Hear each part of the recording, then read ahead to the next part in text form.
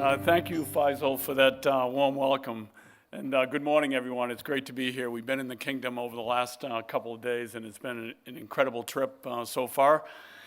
It is a very exciting time to be back in the region for me, and I'm thrilled to be back on the road again. And one of my first visits has been back here in Saudi Arabia.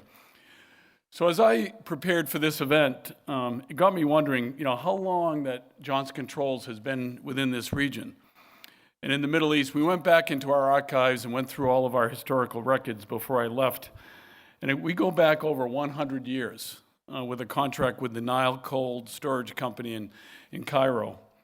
And right here in Saudi Arabia, we installed York Air at the Kandara Palace Hotel in Jeddah in 1955, nearly 70 years ago. And it's an incredibly rich legacy of innovation. At Johnson Controls, innovation is everywhere, as you saw with the tour today. It's in our products, it's in our services, and it's in the lifeblood. Most important, it's in the lifeblood of more than 100,000 of our colleagues worldwide with how they work to support their customers. And since the topic today is all about innovation, I'm thrilled to welcome you and discuss the importance of innovation to Johnson Controls and how it's driving our sustainability journey. But first, who is Johnson Controls and how did we get to where we are today? Today, we're a world leader in smart building technology and services, and we create safe, healthy, and sustainable buildings. But it's taken us a number of decades to get there. You go back to 1883, long before anyone talked about net zero or climate change. Warren Johnson, a college professor, was frustrated by the inability to regulate his classroom temperatures. So he created a product to solve his problem, and today we know it as the thermostat, the basic thermostat, right, 140 years old. And his intense curiosity and spark of innovation created an entire industry. And that now is embedded in 100,000 colleagues that we have across the globe, every day getting up, understanding what we can do better, how do we innovate, and ultimately how do we drive sustainability. He launched Johnson Controls to explore new ways to harness and conserve precious energy resources, and that's really all how it all started. Now you fast forward to 2022. We are at a critical inflection point when it comes to our planet's health. Buildings, and I said this, Mohammed said it this morning, you can't reach net zero without decarbonizing buildings. You can get that right next time, Mohammed.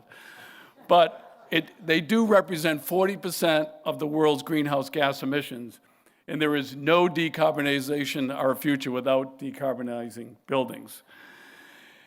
And this is more sustainable future will only be achieved through digitization and electrification of buildings and technology. And as you saw today, it is built on the foundation of leadership product and technology that comes together with our Open Blue platform that ultimately delivers the outcomes that you saw today. For example, electric heat pumps are what we call miracle machines. For every 1 unit of energy in, they can output 4 to 5 units. Now that's a significant impact in how we reduce energy. Just as important, digital platforms break through the silos of equipment, controls, and data systems, enabling a building to become more agile, flexible, and less costly to operate. Now you saw the demonstration of Open Blue this morning, our digital platform that we launched. We launched it in the middle of the pandemic a couple of years ago. While we realized that with the focus on decarbonization, it was going to be critical that we had a leadership platform to be able to deliver on that objective. It drives up to 50% reduction in energy use and reinvents the building as a strategic asset of our customers. And so you saw the demo, and there's going to be much more, I think, engagement today with our teams to learn more, but we couldn't be more excited with sharing that technology with you. We've also launched an as-a-service offering that can take a lot of the upfront investment and guesswork out of achieving net zero, where we can actually bring in financing, we leverage our technology, we leverage our expertise, and we create outcomes as a service for our customers, making it financially viable. And all this innovation is helping our customers achieve their sustainability goals and targets, But we're also focused on what we're doing within Johnson Controls to lead the way for a much more sustainable future.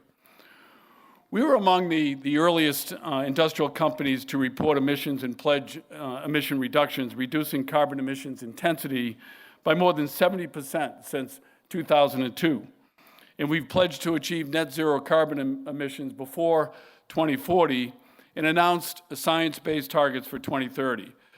So we're also investing significantly in climate-related innovation.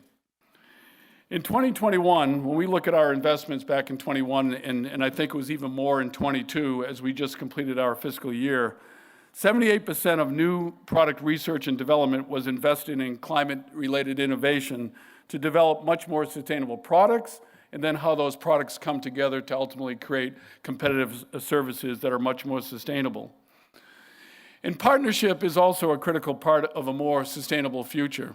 We believe that when in buildings and infrastructure, we are the foundation of how the building operates, but it's also an ecosystem that we build together utilizing technology that ultimately can really differentiate the outcomes that we produce. And through partnerships with leading companies like Microsoft and Accenture, we're turning words into action, and we're advancing a lower carbon future.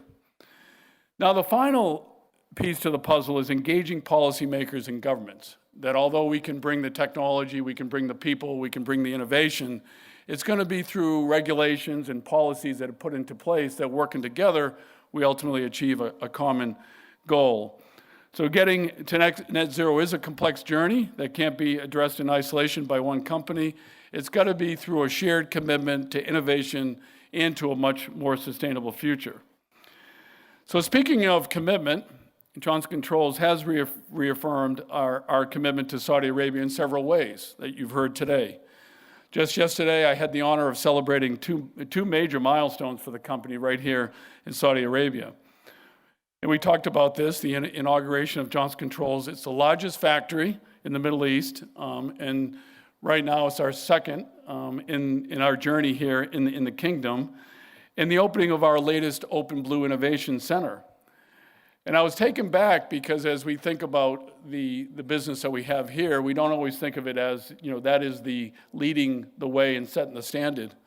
And I would tell you that the Innovation Center yesterday was as good as it gets within the company with the depth and expertise that we have in our talent here and the work that they're doing to drive innovation, to bring the best products and services to the kingdom to ultimately achieve your goals.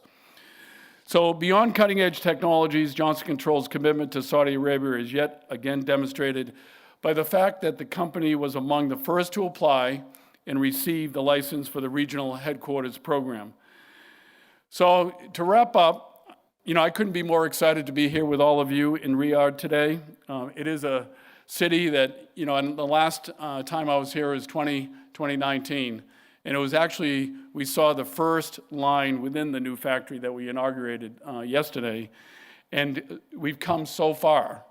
And I couldn't be more excited to be here. It's the transformation that's taken place, the Vision 2030 that you all have for the kingdom, and the work that you're doing to ultimately accelerate and really meet those milestones is really impressive. It's a city in active transformation to become one of the most sustainable cities in the world. And I can assure you that Johnson Controls will be there every step of the way along that journey. So I sincerely want to thank all of you for being with us here today. It's been an exciting visit to the kingdom, and ultimately with the work that we're doing together, I couldn't be more excited about the impact that we're going to make and the difference that we can achieve working together to ultimately achieve your sustainability goals. So with that, thank you again, and it's great to be with you today. Thank you. Thank you, Mr. George.